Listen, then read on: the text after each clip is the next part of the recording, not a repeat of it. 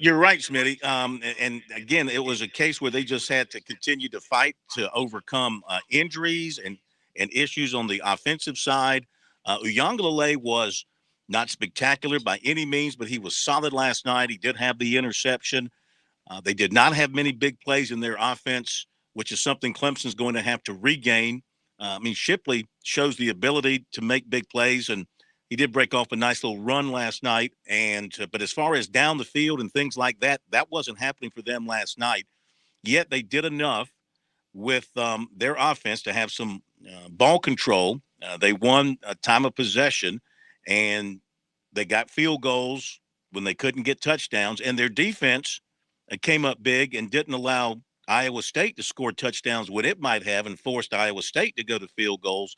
Then, of course, their offense did nothing in the fourth quarter, 2 punts for Clemson, but the defense, again, didn't allow Iowa State to get in a position to score a tying touchdown. Though maybe you have to thank Brock Purdy a little bit because he had that first down and he lost the football. Maybe it was knocked out of his hands. I don't know if maybe the contact or he lost it himself, but whatever the case may be, he fumbled backwards and it cost them a first down and an end of the ball game. So I think the story, Smitty, on this Clemson season goes down to a very simple sentence. They found a way to win most of the time, and then to get to 10 wins for an 11th straight year, that is something that Dabo Swinney can really bang home on and sell that to recruits, saying, hey, even in a year when we went through all this, we still managed to win 10 games and win a bowl game. And now we've had our bad year, we've had our bad luck, and we'll be back at full strength next year. Absolutely. That's exactly what you sell. And now you proved that you could do it on a big stage without Brent Venables and without Tony Elliott. I think that's an element here too, because now you can sell that to recruits that, hey, the machine keeps turning. As long as that paw is on the helmet, this is the kind of team that's going to compete for championships, compete to win 10 games a year. For me, the question goes, Corn, how Clemson can't live like this forever, however. You just cannot live with this kind of quarterback play. And I'm not when I say that, I'm not being overly critical, I don't believe, of DJ Uiagalelei. Either they have to find an answer at quarterback or he has to greatly improve in the offseason at doing the little things. And you brought it up on the show last night. It's not about the big plays. He can scramble out of the pocket and wow you with his arm. He can make that play with the best of them. It's about those little plays, 3rd and 4, and the ability to hit a running back on the move or a tight end over the middle and just hit somebody between the numbers when you need to keep the chains moving and keep the drive alive. That's where he's got to improve. So either Clemson has to find an answer somewhere else or DJ Uiagalelei has to take big strides from his freshman to sophomore season. Pat? To piggyback on what you were just saying, Smitty, after the 6-minute mark of the third quarter, from there to the end of the game for Clemson, they had one completed pass. So for the last 21 minutes of regulation yesterday, DJ Uiagalelei threw one completion. That's it. Yeah. He also threw an interception, so I guess he had 2, one to Clemson, one to Iowa State. Yeah, offense was still, they had a very impressive opening drive, but they only got 3 points out of it. And they had a couple of other nice drives. But again, Clemson's not used to scoring 20 points. In their history here of the last 10, 11 years, as they have built their mini dynasty, I guess you could say, they're not used to getting by on 20, 22 points a ball game. They are used to having a shutdown defense, and their defense was really good. I mean, Iowa State had a really good quarterback. They had some good speed in their backfield and at wide receiver, but their best player was standing on the sideline. And that really, as much as I admire Matt Campbell, I can't believe he allowed his running back, Hall, who opted out, to be standing there amongst the players on the sideline. One thing I heard on the Gamecock broadcast today was that Shane Beamer did not allow the players who opted out of the bowl game to be with the team in Charlotte, to be on the sideline, to be at practice, to do any of that. And I commend him for that. I thought that was a bad thing that Will Muschamp did when he allowed Deebo Samuel to be on the sideline of that bowl game that got shut out by Virginia. It's like, what do you think? I know the players admire these star players, I guess, personally, but I mean, don't you think in in the deep recesses of their mind, they're like, we're going through all this, and you're sitting there with your hat turned around backwards and just chilling, and we're out here practicing and sweating and trying to win a ball game, and you get to stand on the sideline with us. There's got to be some divide there between who's in and who's out, and the coaches who don't see that, I think, end up being losers. And the two coaches that I've noticed who've done that have both lost their bowl games. I'm sure there have been some who have won. All right, we'll be back. Take your phone calls in a moment. Are you worn out from wall-to-wall political talk? Instead of hearing more about the stuff in Washington that's mostly out of your control, I'll give you the tools to actually take control of your money and your life. Dave Ramsey here. Join me right here on The Point. I'm live and taking your calls weekdays at 2 p.m. I'll teach you how to get on a written plan that actually works, get out of debt, and build wealth. Weekdays at 2 p.m. The Dave Ramsey Show at 100.7 The Point. Is that crack in your windshield or your house bothering you? Have you been meaning to have it replaced but just can't find the time? Call Absolute Glass, voted Lexington's best glass shop for 12 years in a row. We repair and replace glass on all makes and models. We're the only local high-end auto glass specialist in the Midlands, and we'll come to you to make the process quick and easy. With new technologies and vehicles, we can recalibrate your vehicle back to new. Visit AbsoluteGlassInc.com to learn more about our auto, home, and business glass services. Just remember, if you can see through it, we can do it. With SRN News, I'm Jason Walker. Thousands of residents in two small communities near Denver have been ordered to evacuate because of a wind-fueled wildfire engulfing parts of the area. Also, a portion of U.S. Highway 36 has been shut down. Wind gusts in the area have reached 105 miles per hour. Intense thunderstorms have rumbled through the South, in particular Alabama, damaging homes and buildings. Officials still aren't sure if any tornadoes touched down. A few minor injuries, but officials say, thankfully, no fatalities have been reported. Bitterly cold weather, heavy snow continuing to cause problems in the Pacific and Northwest. Meanwhile, forecasters say warmer weather is on the way, but it won't reach the area until later in the weekend. This is SRN News. Dave Ramsey here. Do you want your money to work for you rather than you working for your money? Go see my friends at Palmetto Citizens Federal Credit Union. They're not a mega bank and have been serving the Midlands since 1936, offering good old-fashioned customer service and free services. They'll look out for your financial well-being. With 14 locations, check them out today at palmettocitizens.org. Federally insured by the NCUA. I'm home. Why is it so cold in here? I've got bad news. What? Our heat is out. You're kidding me. No, but there's a bright side. Our contractor says Dominion Energy offers rebates up to $500 if we upgrade to Energy Star qualified equipment. That's nice, but almost sounds too good to be true. No, I checked it out. See for yourself at DominionEnergySC.com. Where? DominionEnergySC.com. Certain restrictions apply. If you're like me, you're sick and tired of seeing these old TV stars, game show hosts, these athletes telling you how to save money on your Medicare and on your health insurance. These national toll-free numbers are overwhelming us. It's not that people don't need the service. They need good local customer service, not big box toll-free numbers. See, I work directly with Tim Hanberry right here at Medicare Blueprint in the Midlands. When it comes to my family, I want the best family plan. I'm not even on Medicare, but my mom is. So here's what I do want. Someone local to serve as my advisor on the plans and choices that I have, and someone to help mom with her Medicare. I want someone to help me pick the right plan, save me as much money as possible by knowing all the rules of the game. Medicare Blueprint starts the process with you. They will see it through. They answer all your questions. They call you back. It's the same folks helping you start to finish. Tim and his team are independent. They fight for you, not the insurance company. Online, it's MedicareBlueprint.com or call them 708-7398. Getting involved in your community is easier than you think. If you can click, you can help. If you can share a status, you can lend a hand. If you can log on, you can give back. Because when you volunteer virtually with AARP, you can help your community without even leaving home. AARP has all kinds of opportunities to get you started and will provide the support you need to make it easy and fun. Your community needs volunteers like you. Get involved at aarp.org/volunteer here. Every Friday morning at 9 a.m. on The Point, join me, Chad Jordan, and my co-host Larry Jordan for the Palmetto Real Estate Pros. We'll help you out whether you're looking to buy, sell, or just learn all things real estate every Friday right here at 100.7 The Point. Keep fighting the spread. Wear your face mask. Stay 6 feet apart. And get vaccinated. Join us and fight the spread. Visit scdhec.gov/vaxfax.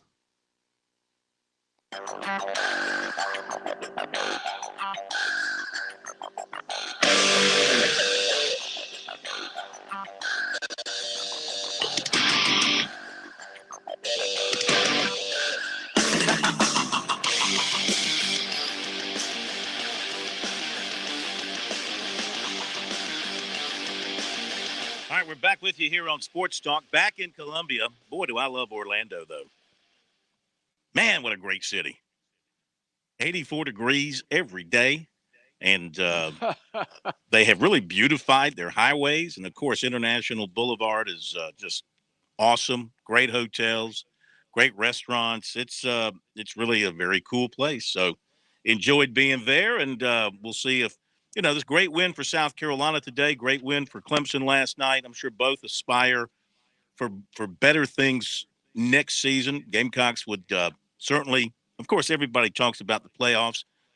Still a long shot for South Carolina next year, I would say, though maybe they could be the Cincinnati of 2022 with some of the people they'll be bringing in. But certainly a step up in the bowl hierarchy for South Carolina would be something to aspire for, maybe a New Year's Six or something just below that. And, of course, Clemson will have its sights on getting back to the playoffs. But their spring will be very interesting, too, with the hotshot high school quarterback Klubnik coming in.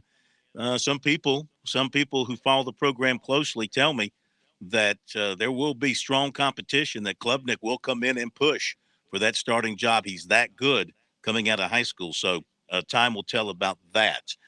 Let's go to our phone calls. And as we do that, I'll update the Tennessee game. Tennessee and Purdue. Tennessee is leading Purdue 31-30, fourth quarter there in Nashville. And then still to come tonight, you've got Pittsburgh and Michigan State in Atlanta. Let's go to the phones. And we go to Andy in Columbia, right? All right, Andy, thank you for your patience. Welcome in. Good to have you with us, and Happy New Year. Happy New Year to you, Corn, Smitty, and Patrick. I don't think y'all mentioned, you asked who was leaving or if there was any big announcements. Harris announced for the draft. Okay. Did you hear that, Smitty, that Harris announced for the draft? Yeah, Beamer did not mention that in the post game, and Kevin Harris did not speak with the media either yesterday or today, and I wonder if that was by design to allow him to do that away from all the questions that we would have peppered him with. Well, he must have had this plan because what he put out was a pretty long Twitter statement that was, very nicely done and, so forth, thanking and, that kind of thing. A couple of names I brought up during the year kind of really shine today. Remember what I said, why aren't they using Mr. Bell more? Yes. A while back, and we saw why I was asking that question today. And remember what I brought up about one of the coaches who I thought was really no one really talked about was what Coach Gray was doing with this defensive backfield. And I think it even showed more today with how much they were down and how strong they still played. And just a couple of things I wanted to ask you and get you and Smitty and Patrick can kind of chime in on this. I'm not a person who pays for these pay sites, okay? And these people are supposed to be insiders. And you got one especially who's been running his mouth on how sour Satterfield is inside this program. If these people are such insiders and these morons, I'm sorry to call these people, other people who are listening, who are paying their good money because they think these people are insiders and they didn't know that DeCarrion Joyner was going to be a quarterback today. I'm sorry, people. Y'all are wasting your money, and these people aren't insiders. They're frauds. Well, let me make it simple for you. When you're an insider, when it comes to covering any athletic team or whether it's politics, I mean, you depend on, of course, people inside the program, and they only tell you what they want you to know. And then once they tell you what they want you to know, and you start depending on them, then they've got you. You know, they own you as somebody who they see as a conduit for their information. So they'll only let you know what they want you to know, usually something that works in their favor. And in the case of what you're talking about here, there, there, there must be some people.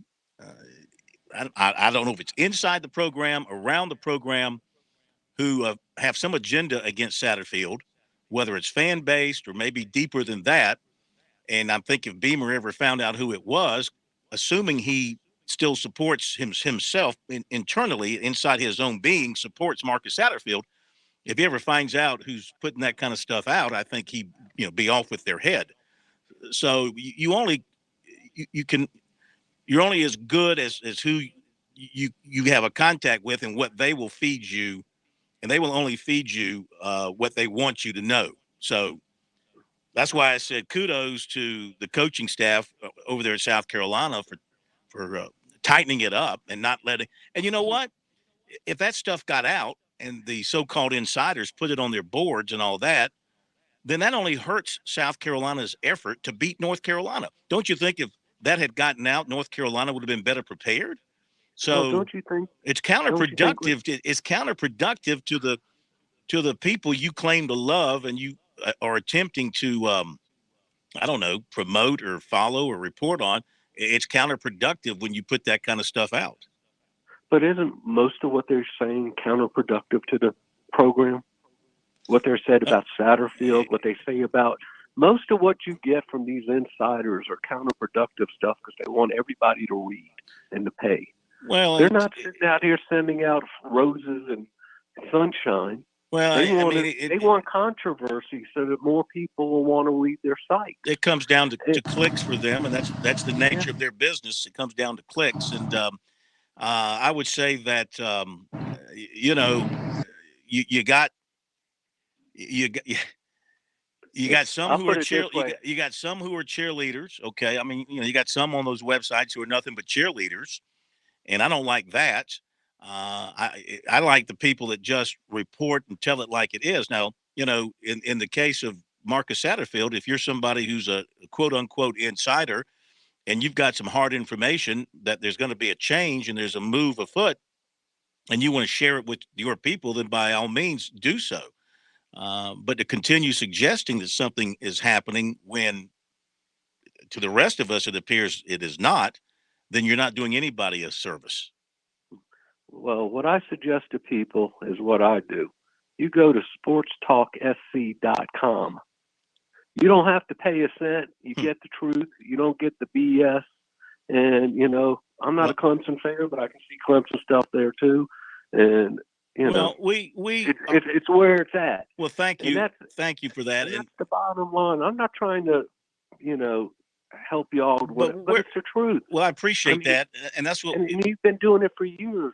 We're not. That's the whole thing. But we're not a fan-based operation where we aspire to get followers and get people to subscribe. We're a free-based operation, but we're not a fan-based operation where we lick our finger and stick it up in the air and see what the mood happens to be, and then operate in that direction. I mean, we just basically try to give you the nuts and bolts and let you decide on things and report what we can as best we can. There's no real message board on our website, and all people can comment on our stories, but there's no message board per se where you got that back and forth kind of stuff going on. So it's not really what we're cut out to do or what we want to do. So that would not fit my approach to the business. Yeah, well, your approach is a cleaner, more realistic approach than what they're selling. Well, look, I'm not going to say. And listen, thank you for your call and Happy New Year to you. Y'all have a great New Year, fellas. They have a great Smitty. They have a great business model. Obviously, they make a ton of money. They're very successful, those networks, and they have thousands of subscribers. We have thousands of listeners. We do it our way over radio and on our stream, and we have thousands, and they've got thousands of subscribers. lot of ways to get it done. But what he's bringing up, of course, is when you have an insider who has been pretty hard on Marcus Satterfield for much of the season and driving an agenda and driving the narrative that a change needed to be made with the offensive coordinator, and suggesting on more than one occasion that if something didn't happen, it was going to happen, et cetera, et cetera. Well, I mean, again, then you're not doing anybody much good that reads your website and reads your information. I think this is going to be an interesting relationship between the media that covers South Carolina closely and Shane Beamer. He's reading. Shane Beamer is not, years are gone where for the most part coaches would ignore whatever was being said. Shane Beamer called a couple of media members out, and you can actually check it out at SportsTalkSC.com, playfully about picking against them. By the way, I picked against South Carolina too. I thought North Carolina was going to be the healthier team, and after I saw South Carolina's offense against Clemson, I was tough on Marcus Satterfield. So he is giving it to the media a little bit, though, back and forth. He references message boards in his post-game press conferences. This is a bit of a new era. This is not anything like Lou Holtz. This is not anything like Steve Spurrier. This is a new era, and he's giving it back to the media, and then he's complimentary of the media when he feels it's due as well. He said to Ben Portnoy, I've been reading your stuff this week, and you put out some good articles, but you picked against us 31-10, and we put it, we're going to rub your nose in it. Mm-hmm. So it's very interesting, the relationship here. As far as hiding Dakereon Joyner, I'll say this. I think that helped South Carolina for a series. After that, coaches know what to do and can adjust. I think if Mack Brown would have been at South Carolina's practices, South Carolina still wins that game today. They won the line of scrimmage. They were just the better team today. Yes, they were. And they played with a lot of emotion. They played with a lot of effort. And one last thing here about Kevin Harris before you go to the break, compared to Zaquandre White or any others who sat out. I'm sure the Hall kid at Iowa State didn't really need to do anything in a bowl game other than help his team win. He didn't need to do anything for his draft stock. It's already real high. But Kevin Harris did more for his NFL draft stock today with 27 carries and 160 yards in a punishing running style. I think he did more for his draft stock today doing that than he would in 2 weeks of NFL workout. Whatever these guys say they do when they say, well, I'm skipping the bowl game to begin my preparation for the NFL draft. But what the hell are you doing over those 2 weeks that could be better than going out in the game and showing your stuff? I'm attorney Jim Corbett. I love sports, and I've helped people for over 30 years. Contact me at jim@jimcorbettattorney.com when the insurance company won't pay your claim or you have complicated issues. Some other business causes your business to lose money, jim@jimcorbettattorney.com. When you lose a relative and find out you got cut out of a will or don't get what was promised. When you have serious injury, like from a wreck or mishap or on the job, jim@jimcorbettattorney.com. We've got Major Billy Downer with us here from the South Carolina Department of Natural Resources. Hunting season is upon us. Major Downer, how do we stay safe? Smitty, that's a great question. Mistaken for game is a leading cause of hunting accidents each year. So this year, DNR is encouraging everyone to wear hunter orange and use a flashlight when traveling to and from your hunting location in low light. Remember, be safe, be seen. And remember, life's better outdoors. Visit dnr.sc.gov for more. All South Carolinians aged 5 years and older are now eligible for the COVID-19 vaccine. For help finding a vaccine location in your area, visit scdhec.gov/vaxlocator or call 1-866-365-8110. COVID-19 vaccines are free and don't require ID or insurance.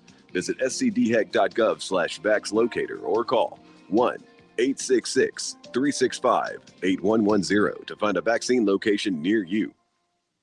Touchstone Energy Cooperative members save more on electricity, and members save more on insurance, groceries, healthcare, restaurants, travel, concerts, and sporting events through Co-op Connections.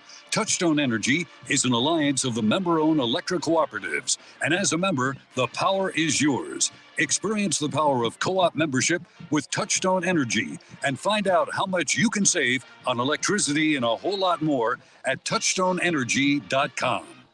Parents ask, what's the best way to save for college? I'm State Treasurer Curtis Loftus, and my answer is always open a Future Scholar 529 college savings account. It's easy. You can get started online with any amount. It's flexible to adapt to your child's college dreams. And you can deduct 100% of your contributions from the South Carolina state tax return. So what are you waiting for?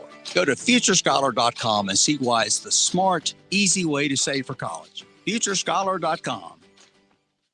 Save like a pro with Founders Federal Credit Union. Founders Loyalty Select account gives you the opportunity to grow your savings at our best rate yet. Fund your account through your favorite Loyalty Select product to get savings today. Not a member yet? Visit relaxjoinfounders.com or one of our more than 30 office locations to see if you qualify for membership. Services require credit evaluation. Terms and conditions apply. Founders Federal Credit Union is federally insured by NCUA.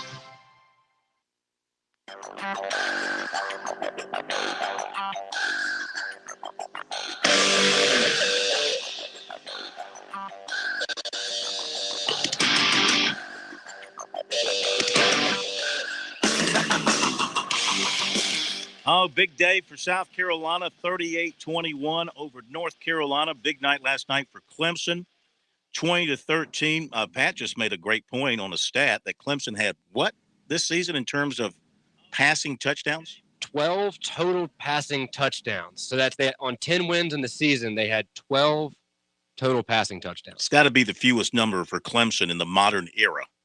I mean, even going back to the days of Rodney Williams and Mike Epley and on, they were throwing more touchdown passes than that.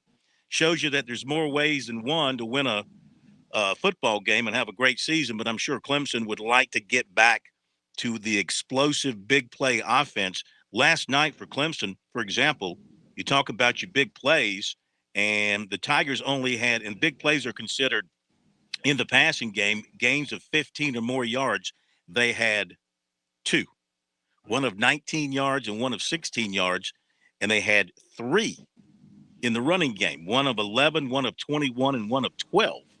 But now conversely, their defense only allowed one big play in the running game. The longest run for Iowa State was 14 yards.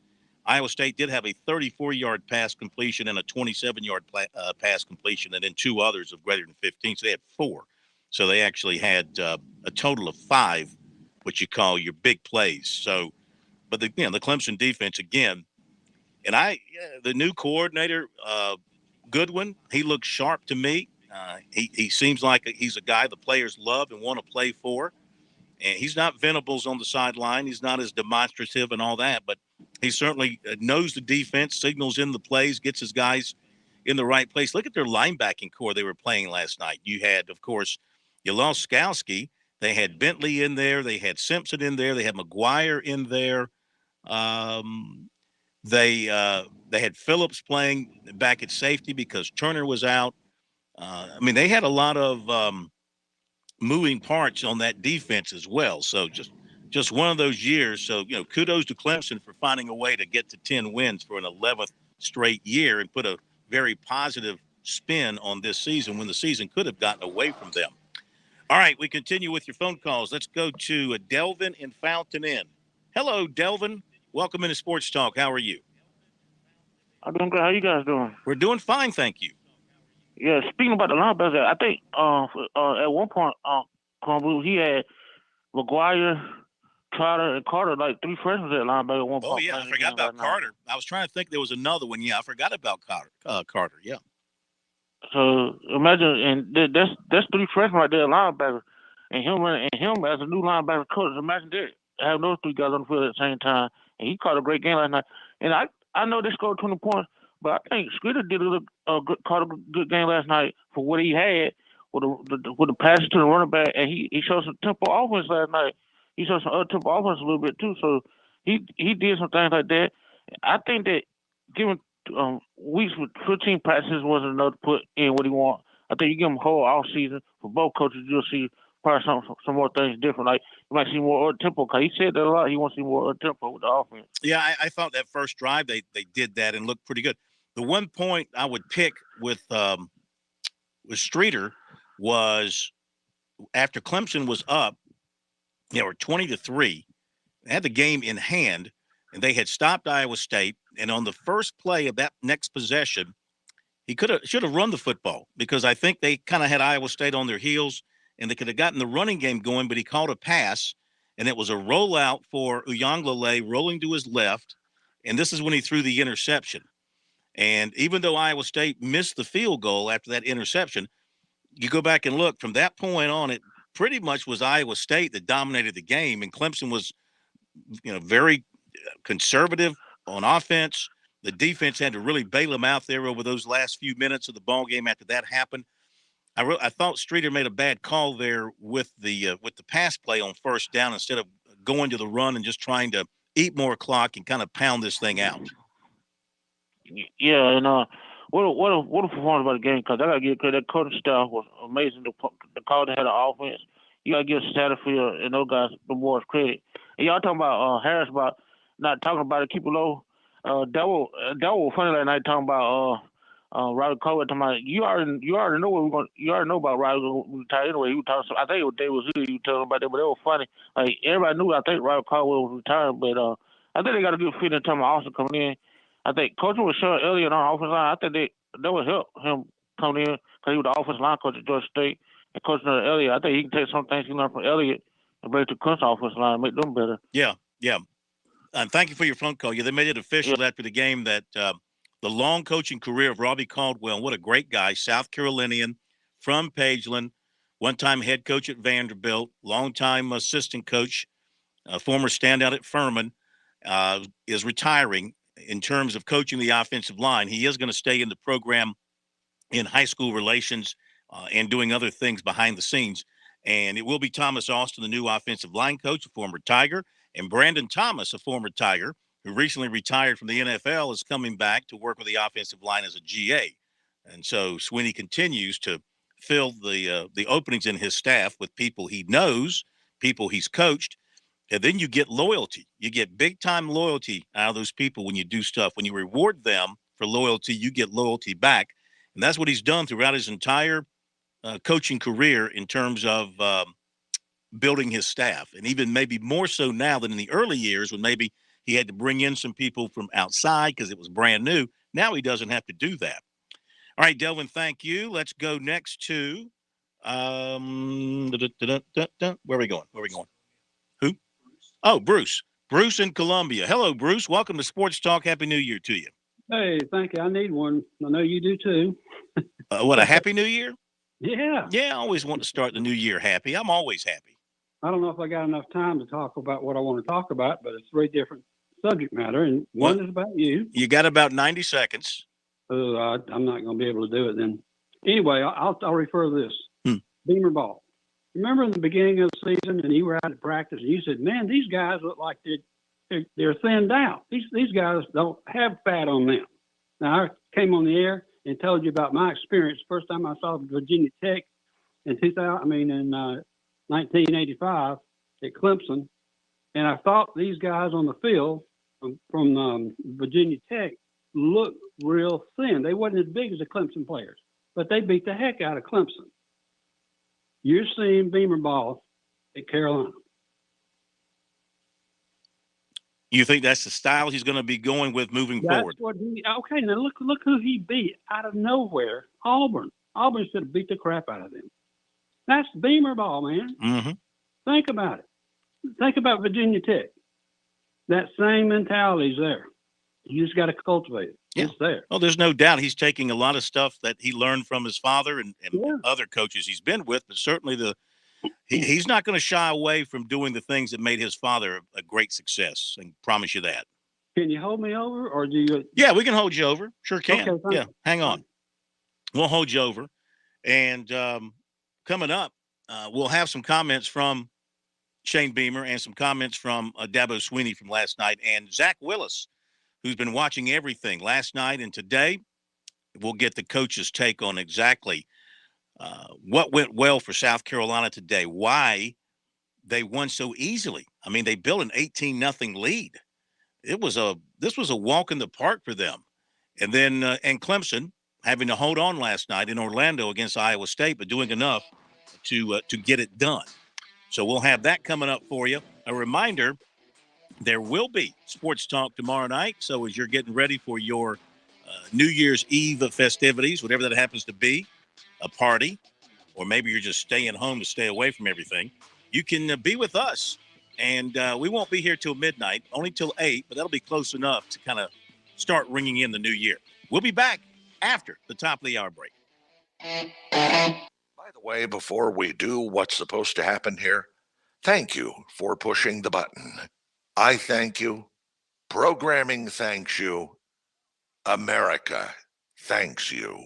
WQXL Columbia, W264DF. From the Bart Fireside Studio, the solution for keeping you warm this winter. This is 107 The Point.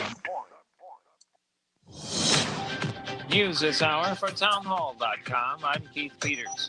Supporters of a Hong Kong pro-democracy news site are reacting with dismay after 2 of its former editors were charged with sedition and denied bail. Correspondent Jennifer King reports. The Stand, an online pro-democracy news outlet, one of the last openly critical voices in Hong Kong, has said it will cease operations and lay off all of its staff following a police raid on its offices and 7 arrests. Police say they will prosecute the company for sedition. It's another sign of a wider crackdown on dissent in Hong Kong. Outside the West Kowloon Magistrates Court, Ronson Chan, the chairman of the Hong Kong Journalists Association, said he was disappointed with the court's decision to deny bail and charge former editors Chung Poo Quinn and Patrick Lam with 1 count each of conspiracy to publish a seditious publication. I'm Jennifer King. More winter weather is expected in the west as much lower temperatures hit such cities as Seattle and Portland. Seattle-based National Weather Service meteorologist Justin Pullen says the unusually heavy snow in the Seattle area has had an impact. Since we don't see lowland snow very often and there's quite a lot of terrain, even just in Seattle itself, we're seeing a lot of travel impacts.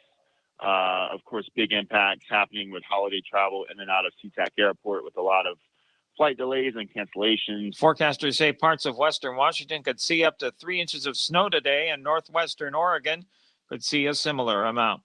New York's Attorney General says a jury has held Teva Pharmaceuticals responsible for contributing to the opioid crisis by delivering a verdict in a sweeping lawsuit filed by the state. Attorney General Letitia James' office said Thursday that the Suffolk County jury found the company played a role in furthering a public nuisance. On Wall Street, the Dow down by 90 points, the Nasdaq dropped 24, the S&P 500 lower by 14. More on these stories available at townhall.com.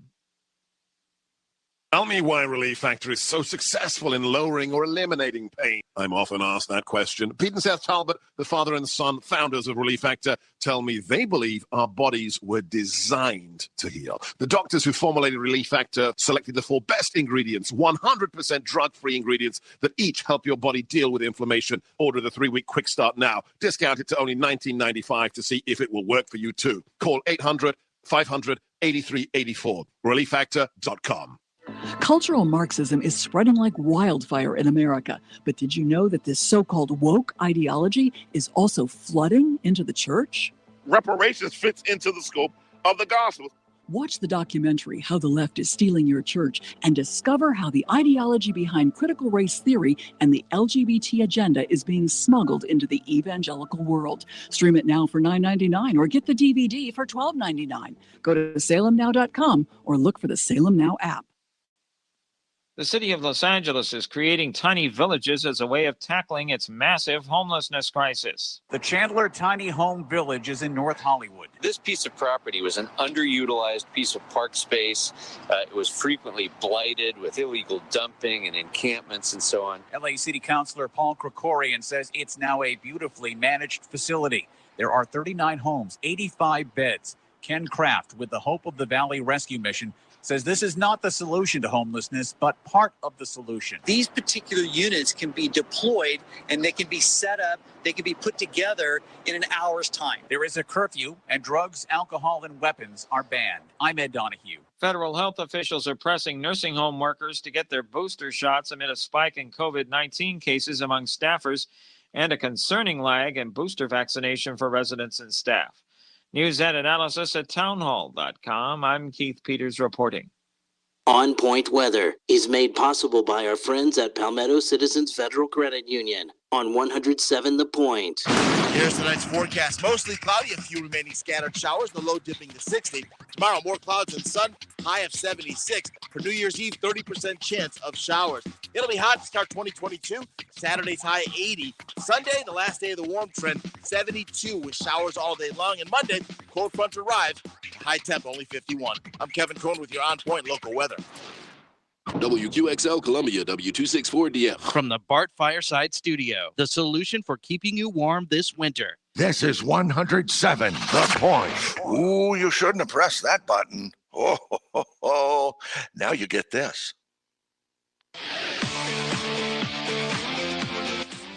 Welcome back to Sports Talk on the Sports Talk Media Network. You can reach the guys with the South Carolina Education Lottery lucky number, 888-898-2525.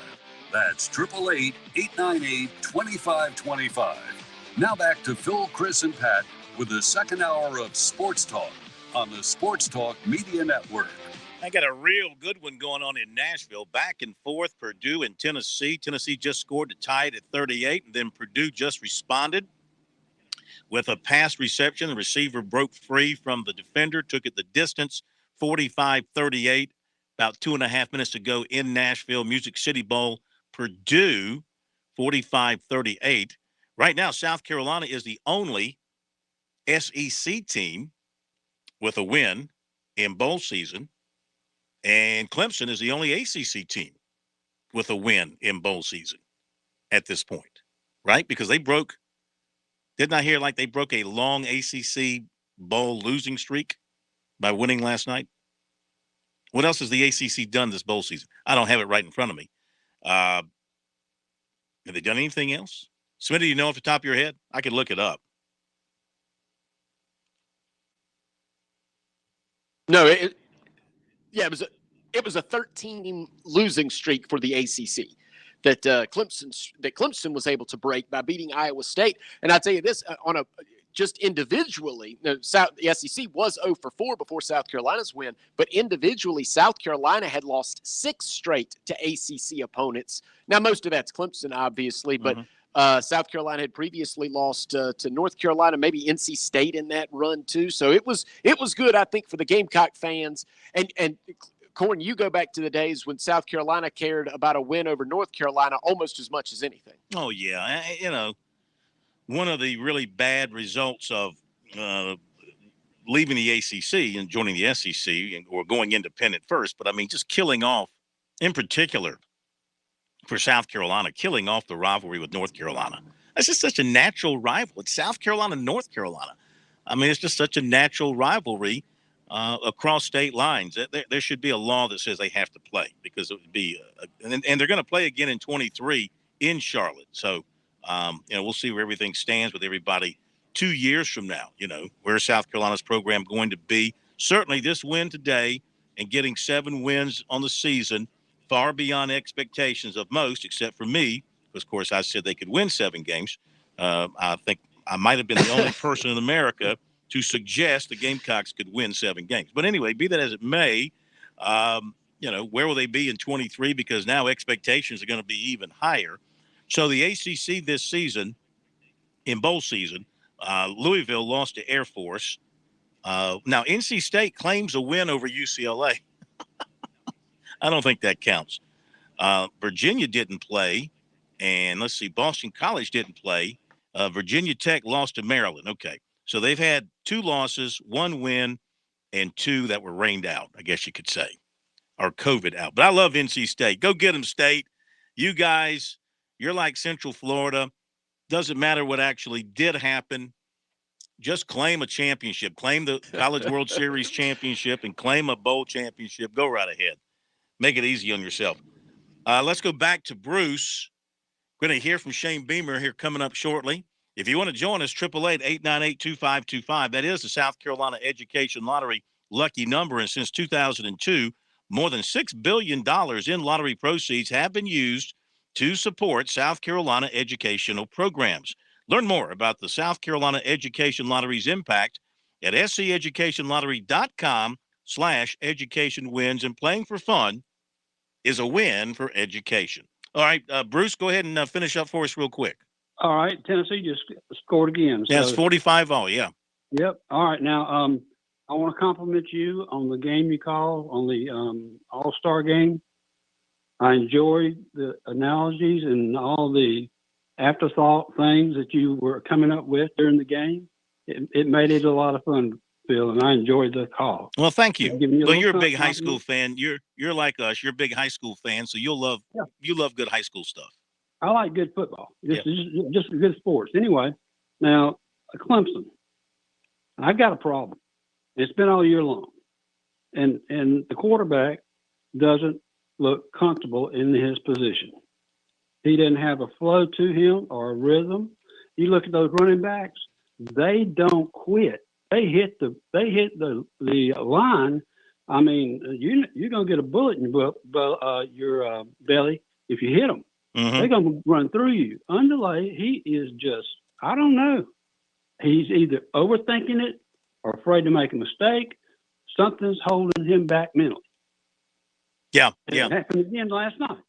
Well, the cat we saw in 2020, and maybe because it wasn't all on his shoulders, but he was filling in and he wasn't doing so much thinking. He was just performing. The cat we saw against Notre Dame and Boston College, far from the same quarterback we saw this year at Clemson. He was more robotic, more methodical in a lot of ways, I think. And I don't know why. I don't know why that was the case. I don't know if it was it's not in him, or maybe he just felt the pressure of trying to live up to Trevor Lawrence. I don't know. Instead of just being himself, was it the play calling? Was it what they were asking him to do? I don't know. It's beyond my grasp, but he was not the quarterback that we saw those couple of occasions he started in 2020 and was fabulous. And everybody said, wow, here comes, Clemson here. They got another one. But Dabo Swinney, now look, Dabo believes a rainy day is a beautiful day. Okay, that's just his approach. And he said last night, Uiagalelei continues to get better and better and better, and was better at the end of the season than he was at the beginning. And maybe so. Maybe because he didn't do anything to really, as they won these games down the stretch, he didn't really do anything to hurt them. It wasn't that he wasn't all that great in a lot of areas. He was just kind of medium, but he didn't hurt them by throwing a lot of picks and a lot of turnovers and things like that. So we'll see what happens. Again, the spring is going to be something to watch at Clemson with the quarterback situation with the hotshot high school kid coming in. All right, 888-898-2525. Thank you for your phone call, Bruce. Happy New Year to you. We continue with your phone calls here on this edition of Sports Talk. Tiger Bryan in Lancaster. Hello, Tiger Bryan. Good to have you with us. Happy New Year.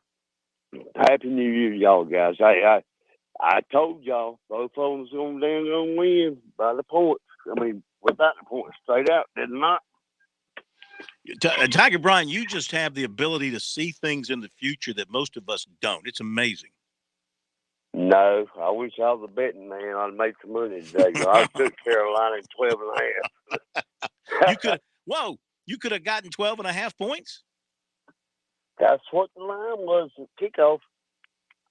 Wow, Smitty, had the line grown that? I didn't realize that. I had him at 9.5. It had. No, it had gone from 9.5 and then 10 early this morning. And then by kickoff, it was 12.5. Now, I believed, I don't know if I'm right about this.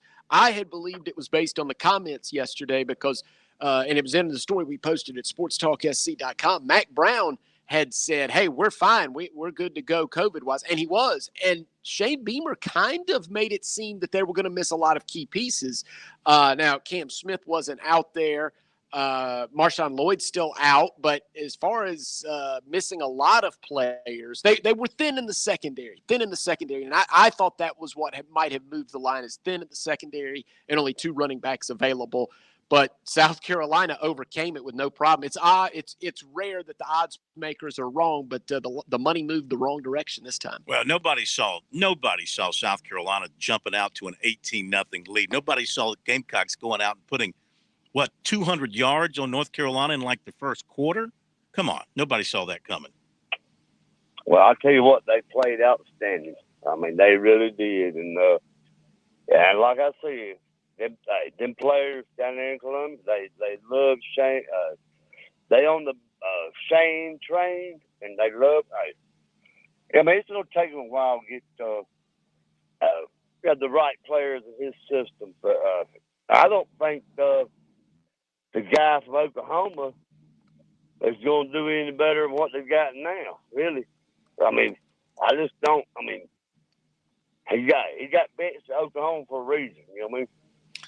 Well, that's just my opinion. This is a guy, and thank you, TB. Thank you for calling. Have a great New Year. Always great hearing from you. Call tomorrow night. We'll be here. Spencer Rattler, you can't dismiss his talent. Smitty, he's got talent. He oozes talent, no question about it. And he's got a track record in major college football. I mean, he completed 75% of his passes this year. He got benched in the Texas game because he wasn't scoring touchdowns. He wasn't getting them in the end zone. I think maybe he threw a few more interceptions this year than he should have. And of course, they had a big-time high school quarterback waiting in the wings, extremely talented in Caleb Williams, who stepped right in, of course, and did a phenomenal job. So he running that offense at Oklahoma, I mean, for quarterbacks like that, it's like shooting fish in a barrel. You just score touchdown after touchdown after touchdown. So they just replaced one gunslinger with another. So if Rattler lives up to the hype and to the reputation and to the resume, then he's going to be a unique talent for South Carolina. Now, I don't know what Jaden Davis, I mean, he's got talent too, and he's highly regarded. He's Gatorade Player of the Year in his state. And what else they're going to do with their quarterbacks. I mean, where Luke Doty's going to figure into all this, where Gauthier is going to figure into all this, to carry on Joyner, how they're going to use him in the future. I mean, they got questions. We'll see if they have the answers, but it's better to have pieces to work with. Now, they're going to have plenty of good pieces to work with in the quarterback room compared to this year, where they were, when you had to take a GA to become your starting quarterback, you're piecing things together with Scotch tape, not even duct tape, but Scotch tape. Oh, you're absolutely right. And Corn, I think is now as we can look back on South Carolina's season, there was a lot of inconsistency, and it was hard to find where South Carolina had played well 2 weeks in a row. And I think that's where Spencer Rattler can help this team solidify that position. With no offense to, say, Jason Brown or Zeb Noland, or even Luke Doty, who I think was playing on a bad foot most of the season. But they weren't getting consistent play at that position, and no one seemed to be grabbing that position or able to stay healthy enough or efficient enough to give them answers. And I think that's when you know who your quarterback is. If Spencer Rattler wins the job early on in camp and the team can rally around that, I think you'll see a more consistent offense, which really plagued South Carolina. I glanced at this earlier today, and Corn, just instinctively, South Carolina, after Zeb Nolan completes the comeback against Vanderbilt, they go on the road to A&M. You're there with them. They put out one of the worst performances of the season. Then they turn around in 2 weeks and put out their best performance against Florida. I just think they just didn't know who they were for much of the year, and I think a lot of those questions will be answered this offseason, and Spencer Rattler's going to be a part of that cocktail. Yes, I think you're exactly right. 45 all, 17 seconds to play in Nashville. Tennessee's got the football at the 41-yard line of Purdue. We'll see if they can make something happen here at the end. Keith in Camden, you're with us next here on Sports Talk. Welcome in, sir. Did he catch that? Hey. Did he catch that? Hang on. I mean, that's big to some people. No, he didn't catch it because the spread was 5, and some people need Tennessee to win by a touchdown. Go ahead, Keith. Hey, Phil. Hey. Hope you had a Merry Christmas. Yes, sir. I was kind of like you. I played golf today in the rain. That's Oh. how much confidence I had in the game today. Oh, really? You didn't watch? I did not. I recorded it, and Oh, well, I won't tell you how it went then.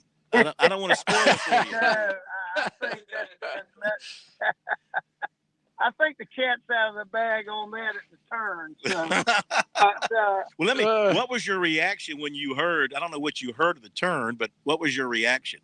well, my son was giving me updates, and he said, "Dad, please don't turn on the TV. You bad luck." And I said, "Well, I'm on the golf course, so you don't have to worry about that." Yeah, that's great. That's great.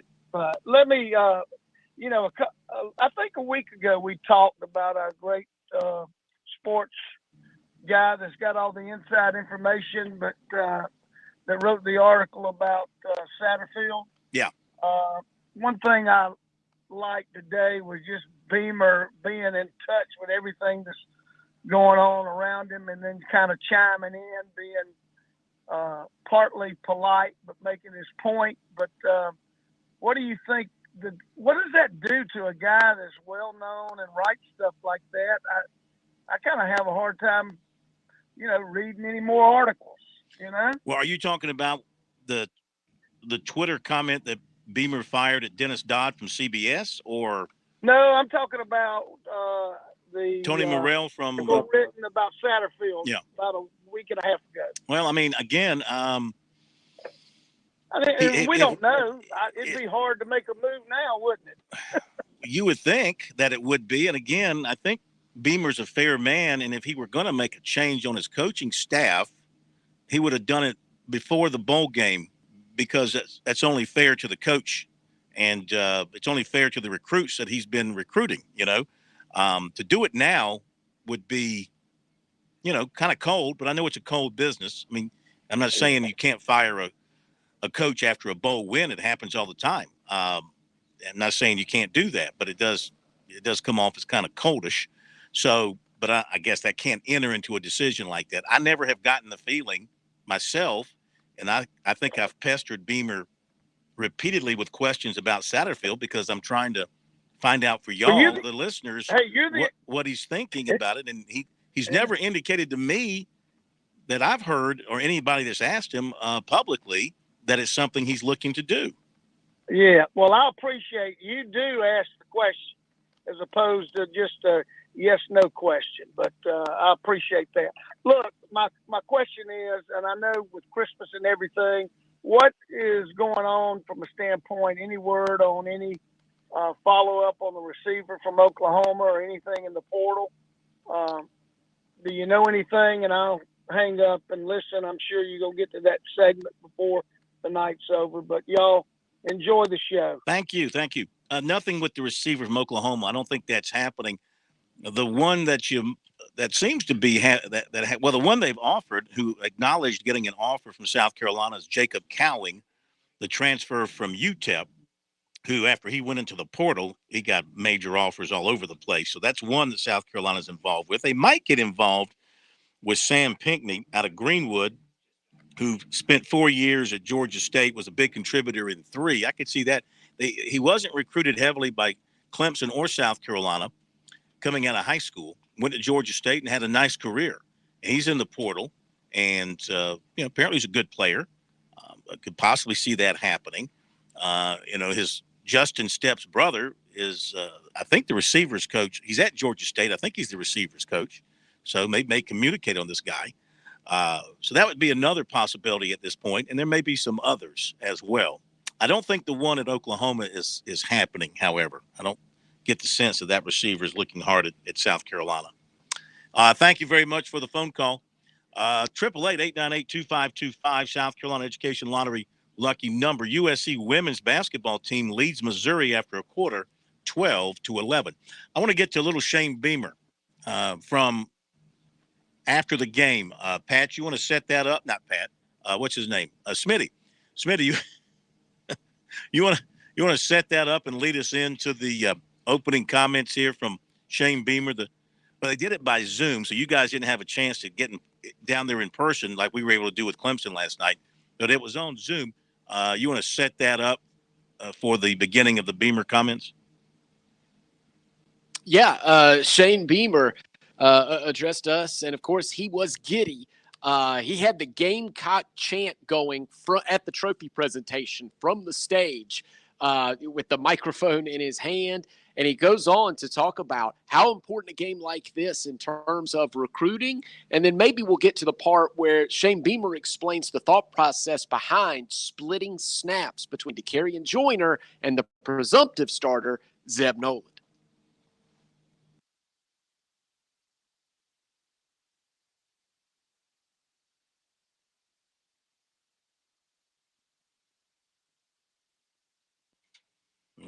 Okay, we're having a computer problem. Surprise!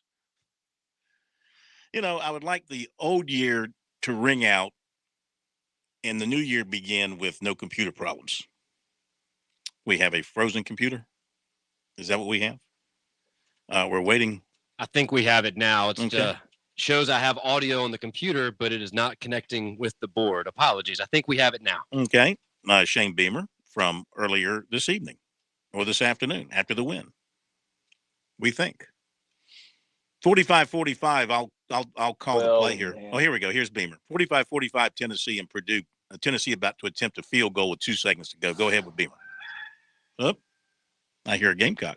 First of all, congratulations to North Carolina on a great year. That's a really, really talented team that we just beat. A lot of the same pieces that played in the Orange Bowl last year as well. And so much respect for Coach Mac Brown and what he's about as a coach and a person.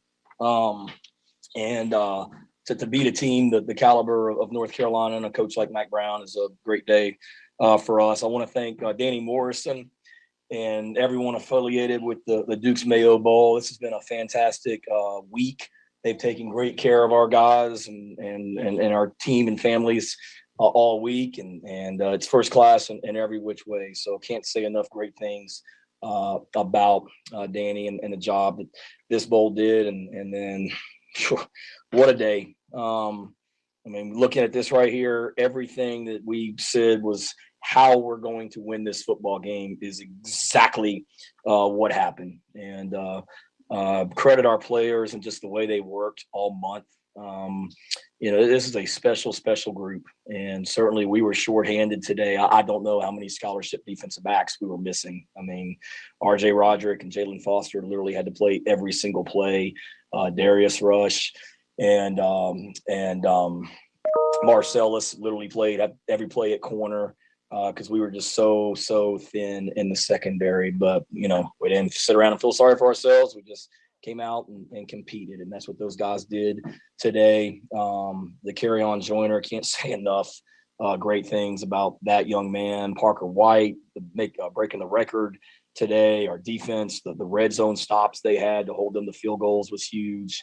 The way we just controlled the line of scrimmage offensively. I mean, for us to have 51 rushes for 300 yards, to go 12 of 15, I mean, 543 yards of offense. I mean, it's like we had a plan of how we were going to win the football game, but I don't think I anticipated it going that well, So credit to our offensive staff. All I've heard for a month is how awful they are. And what am I doing not firing people and things like that? Well, I hope that's a great answer for you right there. That's why. Great job by those guys, getting those guys ready. Credit to Carry-On Joyner for the job that he did. And what a day. But it goes back to the way that we prepared all month.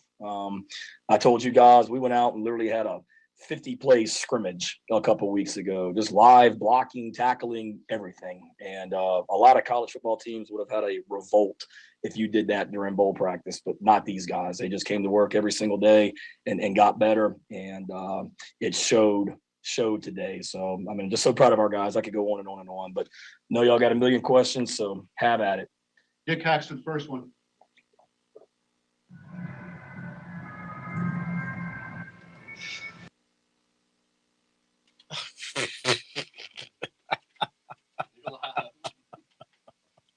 I'm sorry.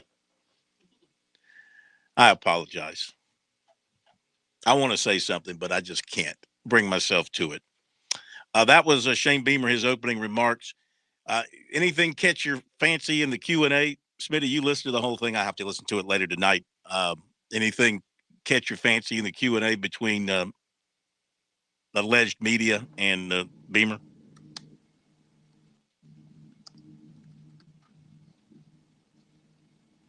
Where is everybody? Smitty?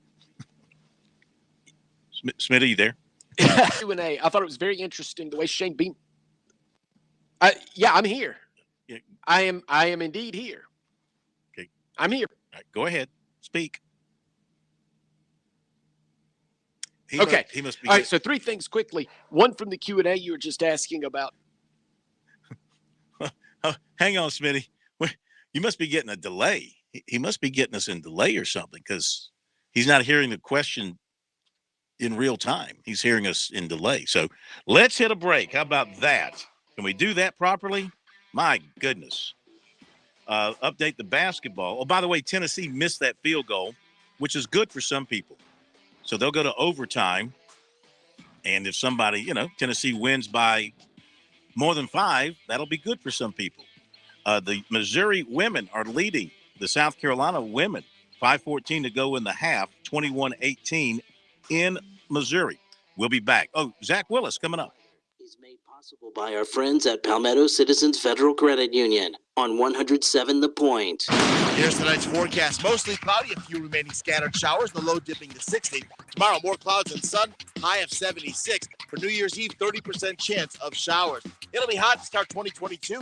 Saturday's high 80. Sunday, the last day of the warm trend, 72 with showers all day long. And Monday, cold front arrives, high temp only 51. I'm Kevin Cohn with your on-point local weather. Hey, Tiger fans, 2022 Clemson baseball season tickets are currently on sale. Coach Monty Lee and your Clemson Tiger baseball team open the season on February 18th, and you can be there for every game by purchasing your season tickets. Home series include matchups against Miami, Florida State, NC State, Georgia Tech, as well as our annual home games against South Carolina and Georgia, and many more. So log on to ClemsonTigers.com to purchase your Clemson baseball tickets and come back home to Clemson.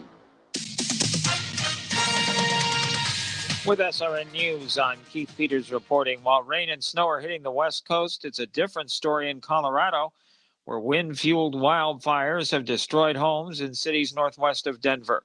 The city of Louisville, which has a population of about 21,000, was ordered to evacuate after residents in Superior, which has 13,000 residents, were told to leave. The neighboring towns are roughly 20 miles northwest of Denver.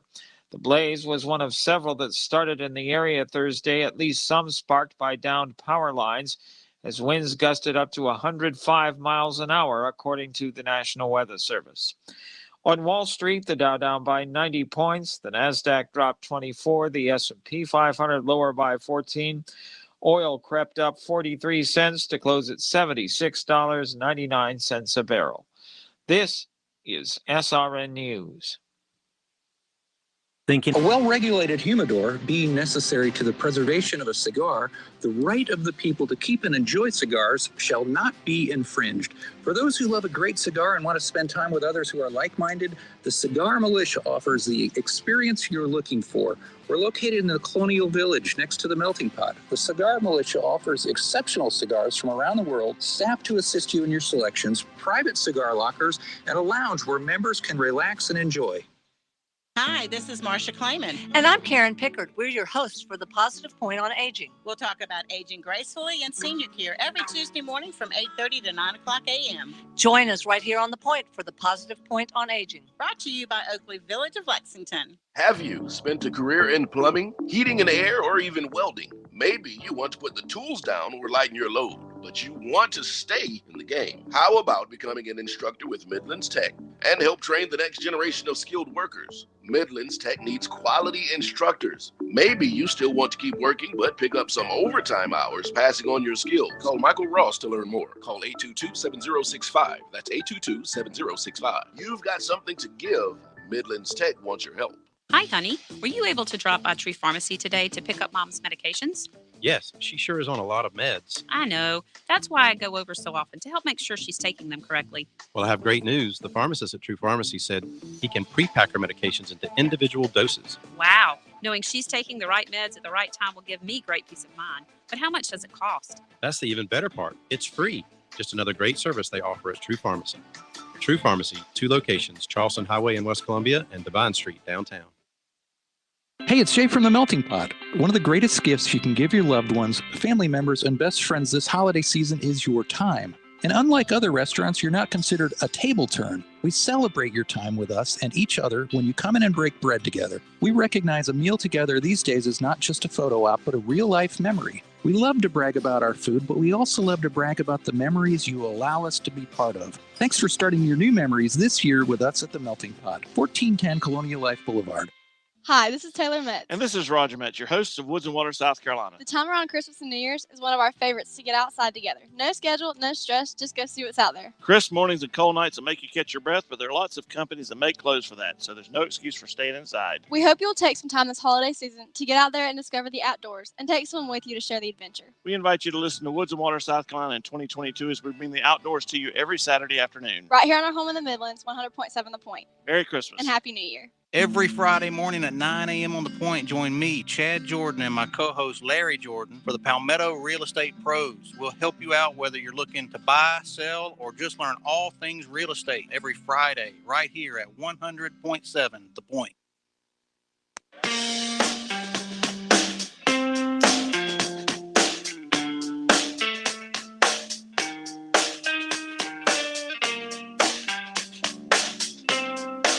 All right, Tennessee trying to knock it in the end zone in overtime. They're still tied at 45 with Purdue. Zach Willis in just a moment.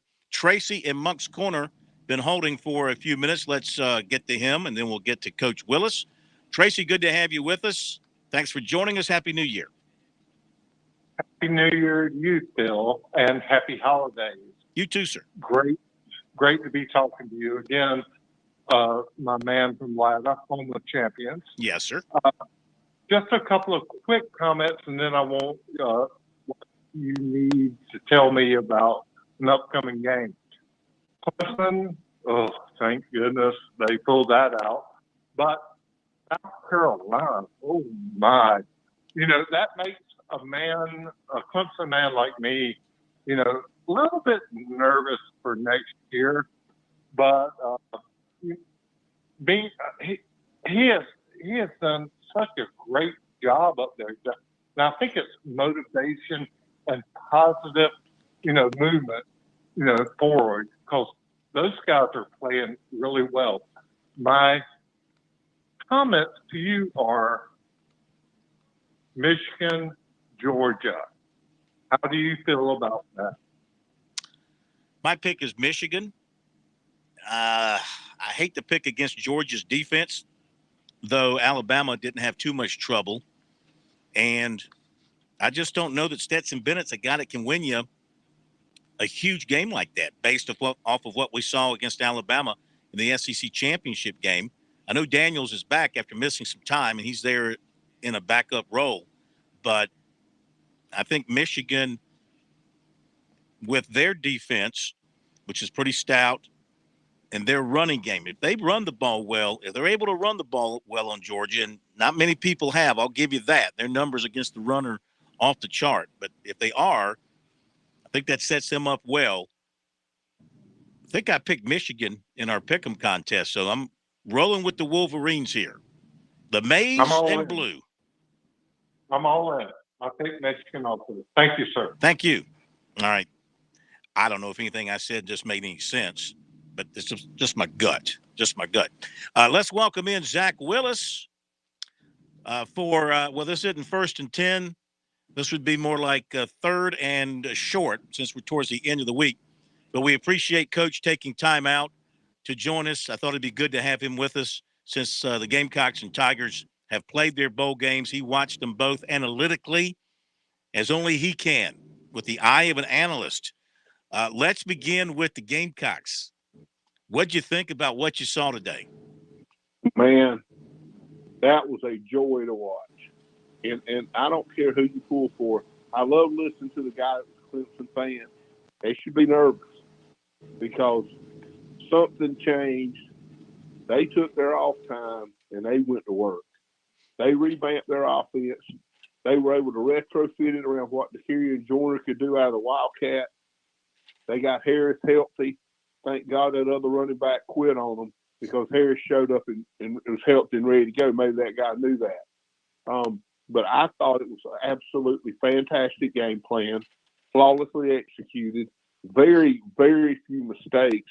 And as far as the game being called, I hadn't seen that well orchestrated game plan in Carolina since Spurrier was there. Maybe when Carolina beat Georgia in Athens a couple of years ago under Coach Muschamp, when they beat Michigan in the bowl game, and Jake Bentley kind of put him on his back and won that one. That wasn't much of a game plan. This was absolute domination, and in every aspect of the game, I was just totally impressed with what they did, Phil. What about defensively? Because, look, North Carolina can score. They can run the ball. They can pass the ball. And South Carolina pretty much clamped down on them defensively. And, again, they were missing a lot of folks, and they held North Carolina to 333 yards. They held Howell to 205 passing yards. They held their rushing game to 128. 63 of that came on one play, on one run. So what they do defensively? They did a great job. Number one, they figured out, okay, look, they can't really beat us deep, evidently. They knew that going in, and they thought that. They went with that. They gambled when they needed to. If what'll be my game is they put pressure on North Carolina. But the telltale deal for me, if you remember in the third quarter, early fourth quarter, 14:56 to go in the fourth quarter, it was a 2nd and 10, and Georgia had an incomplete pass. Carolina had great pressure. They got a holding call. And Beamer turned the holding call down. And I'm thinking, okay, either it's going to turn here or they're going to crush them. And they got a sack on the next play and just totally dominated the front there. And I thought, okay, they turned the corner. And Beamer knew it. Great management of the game. Great time to show your kids, hey, I'm willing to roll the dice with you. I trust you to get the job done. Lockdown press coverage most of the day. There weren't a lot of windows to throw the ball in, not a lot of wide open receivers. You're talking about a 5-star quarterback for North Carolina who many think will go in the first 2 rounds of the draft. This guy is a great player. And I can't say enough, Phil. Honestly, physically, they dominated them, but also from a scheme standpoint, they just did a great job filling every gap, keeping their shoulders square to the line of scrimmage. Fundamentally, almost no missed tackles in that. Think back. When did they miss a tackle? Almost never. It was an incredible performance by a young football team that's starting to believe in itself. And more importantly, he won a lot of credibility with players today because the game plan worked perfectly, and they watched them take a very popular player in Bakarian Joyner, a team guy, and let him be the MVP and win the game for them. And that's going to pay big dividends, in my opinion. So as you go into the offseason, you start thinking about spring ball. You got this kind of performance from Joyner. You know what you've got coming in. I mean, what do you think they do at quarterback moving forward? They just go back to business as usual. You know, Bakarian Joyner can be a Wildcat guy. Everybody understands who Spencer Rattler is. If he wins, now he's got to win the job. But you let that process play out. Let the guys compete for the job. Rattler's most likely going to win it, but you don't give it to him. And I don't think Coach Beaver, based on what I'm seeing, this guy's passing every test I've thrown up in front of him. He knows what he's doing. He's figuring it out, and he's getting advice from all the right places, including the guy he beat today with Mac Brown. You can't go wrong. And you look who you beat there, and that guy and the staff he has. They're excellent coaches. I think the offseason they're going to work hard. They're going off on a big-time high. And they understand what team's all about now. They had kids that left. They had kids that stayed. It's a weeding-out process. But we know the kids that are on the field today love to play football. And we know Joyner's a team guy because he moved from quarterback before. He's seen them come and seen them go. He played receiver. He's played a little bit of running back, mostly receiver. But, you know, they found ways to get him the ball. And today was basically his time to shine. And they make, what if Rattler gets a sprained ankle? He comes in and does it again out of the Wildcat package. But having that other package is a great change of pace and something that defenses now, when they get this field, it's a whole different team to plan for if you got 2 quarterbacks that do 2 totally different things. I love it. All right, Purdue just beat Tennessee on a field goal, 48-45, though it looked like Tennessee had scored a touchdown, but they didn't give it to them. Smitty, you have a question for Coach? Yeah, my heart never bleeds for Tennessee, but I did think that was a touchdown. Zach Willis joining us here. Zach, I mean this in all honesty, Zach, because we all know that football coaches are the best at what they do. But we do scratch our heads, and Shane Beamer alluded to this. He said, why didn't we do this before? Why did we wait 13 games to run this particular game plan?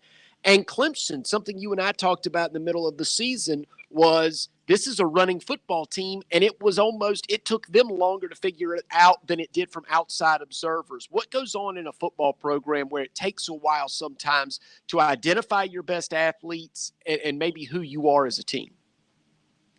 Well, number one, there's an evolution process that goes on in the team, the chemistry of a football team. You know, you go into spring practice, and that's where everything really starts. You try to, at least the way I always did it, and was taught to do it, is you look at what you ran best in spring ball, and you take that into camp, and that kind of becomes your identity.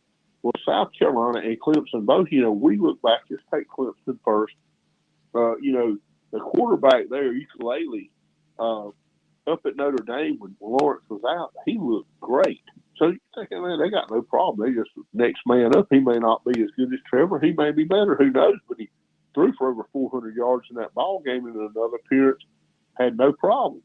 Nobody foresaw him having the issues he had, and therefore trying to retool the offense. Coaches are very hesitant to abandon a plan that they worked and schemed on for months on end, and you're told, hey, stick with the game plan no matter what. That's kind of one of those mantras that you're taught, and most of the time, Smitty, it's going to work. But sometimes it doesn't. And Beamer shouldn't, you know, I wouldn't beat myself up, because the thing is, you don't want to panic. And the guy won 6 games. He beat Florida. I mean, he did some stuff none of us thought he was going to do his first year. Now, Florida was not the normal Florida. You know, they beat Auburn, which was a heck of a win for them. But I wouldn't be so hard on Coach Beamer, and with Dabo too.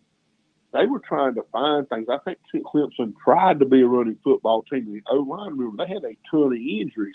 And even last night, had 28 scholarship players that were not available to play. When Skowski goes down, both their starting linebackers and their best safety are out of the game before they start. And both of these teams, coaching-wise, did extraordinarily good to beat the people they beat, the opponents they beat, with the people they were missing. I mean, they were depleted. I told Phil, I didn't even recognize Clemson. They didn't look like the Clemson that played Georgia. First part of the year, they were so bad off with personnel. And the same goes for South Carolina. But both teams found ways to win. It's hard for us. We get attached to ideas, Smitty, like anybody else does. I won't say it's like religion, but things work and they work and they work. And when they don't work, you get kind of afraid to get away from them unless you prepare ahead of time. And many coaches like us all hate change and are creatures of habit, to be honest. Let me mention that the Bevel kid, who's from Greenville, is now quarterbacking for Pitt. Apparently the guy who started for Pitt, who replaced Pickett, got hurt. So now it's Bevel, who was a star at Greenville High, who is quarterbacking. Yeah, quarterbacking for Pittsburgh. So, and his daddy played on Coach Ford's national championship team at Clemson. Okay, that's right. Recognize the name for sure. Let me ask you this about Clemson's performance last night in particular. What'd you think about what Streeter did in his first game running the offense and what Goodwin did in his first game running the defense? Well, I tell you what, Brandon did a nice job. I thought they had some really good new things they did. They had a little combination play where they were swinging their running backs out wide and dumping the ball off to them. It was really effective. I thought he called a smart game. The game management at Clemson's been excellent, in my opinion, because they know they've got a great defense. Just didn't want the offense to beat you. And Iowa State, you know, they were missing, you know, their best linebacker opted out at the last minute. And, you know, break for Clemson, but Clemson was pretty depleted too. And of course, All-American running back was over there with him, you know, not refusing to play. And, you know, that was obviously a plus for both coordinators. But the big thing for Brandon was to make sure and don't let Clemson beat themselves. He did that. And they about like they've been all year long. I didn't see any drop off. I didn't see any drastic improvement. I thought they were pretty much the same. They were able to impose their will in the running game late in the game. Made Iowa State take a lot of snaps. Iowa State's got a heck of a tough football team, man. I was shocked at their record. It shows you the Big 12 may be a little bit better than people want to give them credit for being. But then on defense, man, that guy did a fabulous job. Of course, he's got fabulous players. Clemson's defensive depth, I marvel at. The McGuire kid that came in for Skowski is going to be a superstar. He did things in that ball game. I played linebacker in college. His closing rate is much better than anybody than Boulware or Skowski's closing rate, and he's not as stiff. He's far more talented now. Will he be the leader? Will he have the intangibles? I don't know. But the scheme was excellent on both sides of the ball. This was a very, very losable game for Clemson, and that's why Dabo was so happy. He knew that, and they coached their way through it. He managed an incredible game. They missed one field goal, but other than that, the special teams were really good for them. And they beat a really good Iowa State team. This is a great day for football in the state of South Carolina, guys. For college football on the Division I level, those are two as good a wins we've had in a long time, that close together over quality opponents, especially when our teams were not, top 5 teams in the country.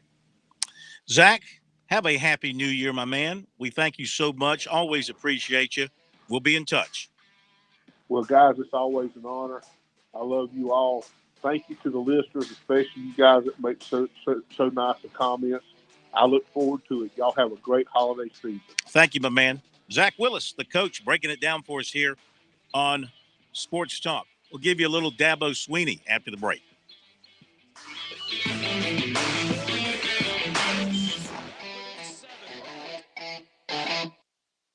COVID-19 booster shots are now available for all South Carolinians 16 and older.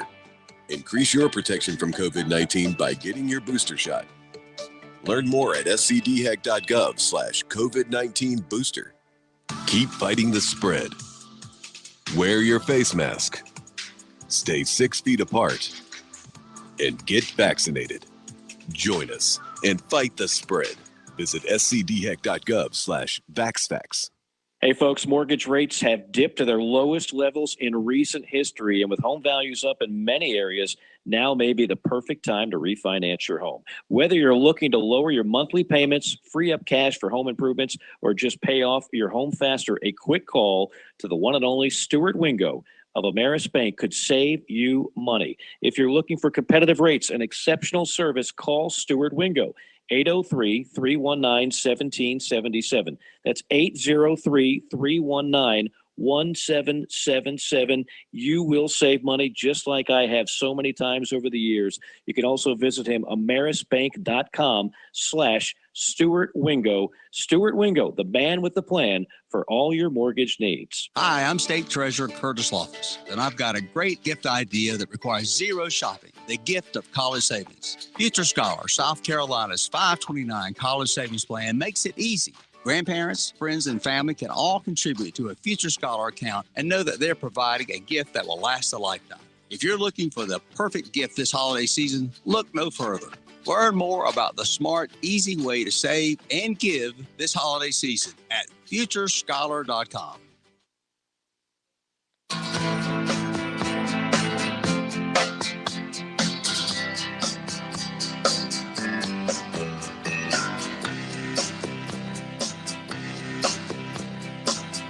I want to give you a little Dabo Sweeney from last night. Of course, all of it's been up on our website, SportsTalkSC.com, and all the interviews with the Gamecock players from today are on the website as well, SportsTalkSC.com. But here's a little bit of Dabo Sweeney from last night.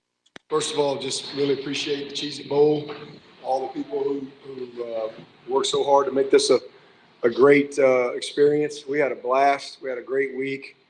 That's our 8th bowl win in our last 10 attempts. And, man, the reason is because of how we got good players, but they got to buy into how we prepare.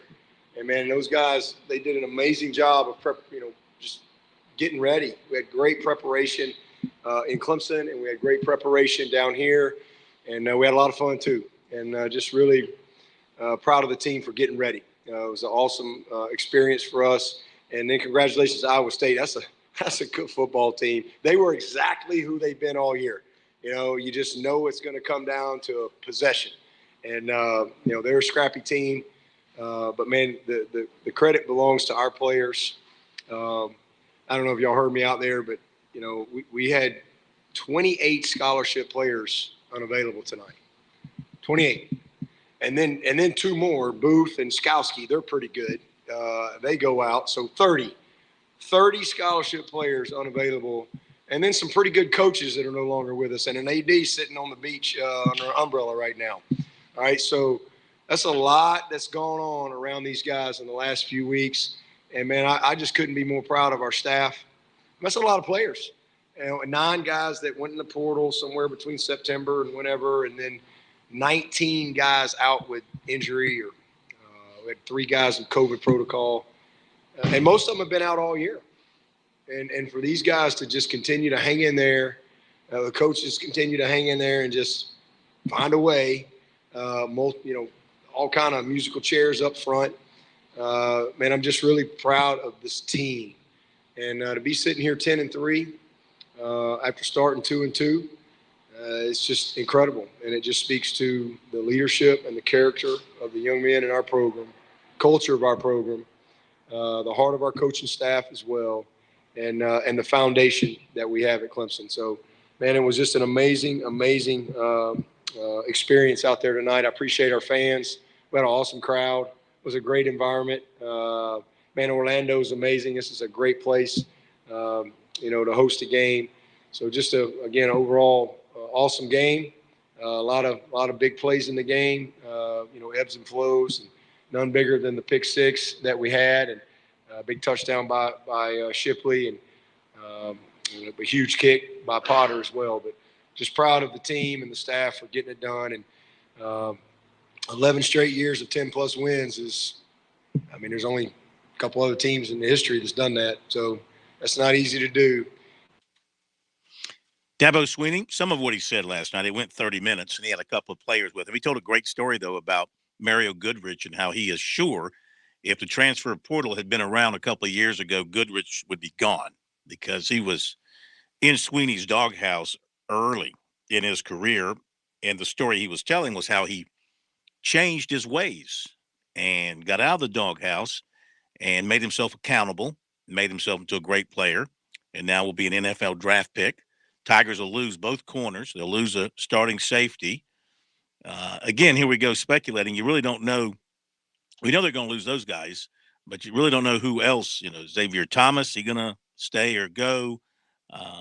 What will some of the other draft eligible players decide to do? Will there be some transfers out? You just never know right now. That's the nature of college football. It's kind of a shame. Fans coming off the bowl games, Smitty, they can't look at their team and the ones you think are coming back, and you feel good about that and start to kind of think about the next year and say, okay, we're going to have him, we're going to have him, we're going to have him. But no, you might not, because in a couple of weeks that could all be changed. Oh, that's right. But if you're at a program that's riding positive momentum, like each of these programs are now, it's probably more good than bad. Whereas when you end,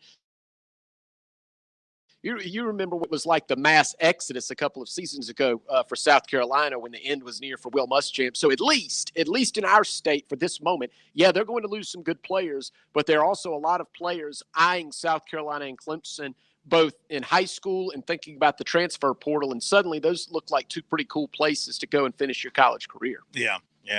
Well, we'll see what happens here coming up. Clemson has yet to dip its toe into the transfer portal. They've looked at a couple. And I think there was a center they really liked from Virginia, but he chose to go to Michigan. I still think deep in his heart, Dabo Swinney doesn't want to have anything to do with the transfer portal. He wants to get high school players and develop them. But I'm sure he's hearing it from a lot of people inside his program, realizing it's what the nature of the game is today. Maybe it'll change back one day if anybody at the NCAA ever develops a spine and decides to lead and make decisions that are good for the game, and put the players back where they need to be in the scheme of things. The players are controlling the situation in college football now. I'm sorry, that's not how it should be. I like what Matt Campbell said the other day. What did he say? College football is supposed to be transformative, not transitional. I think that's what he said. I hope I didn't misquote him. Making the point that you're supposed to come to college and not transactional. Yeah, transformative, not transactional. Yeah, you're not supposed to come to college to, stay a year at one place and then try to make a move someplace else because you think it's better. It's about staying and transforming and becoming part of what they're doing and building on that. So we'll see what happens here over the weeks to come. But it's been a great 24 hours or so for the state of South Carolina. A great postseason as the state goes 4-0. Smitty, thank you. Have a great new year. And thanks to all of you for being with us tonight. We will be back with you tomorrow night to ring out 2021. We'll see you then.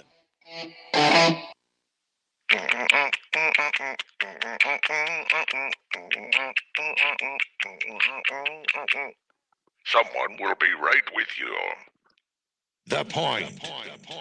WQXL Columbia, W264DF. From the Bart Fireside Studio, the solution for keeping you warm this winter. This is 107 The Point. Enforcement and medical professionals, delivering food, supplies, and medicine, keeping communities safe, making a difference. During emergencies, we're always ready, always there. Learn more about part-time service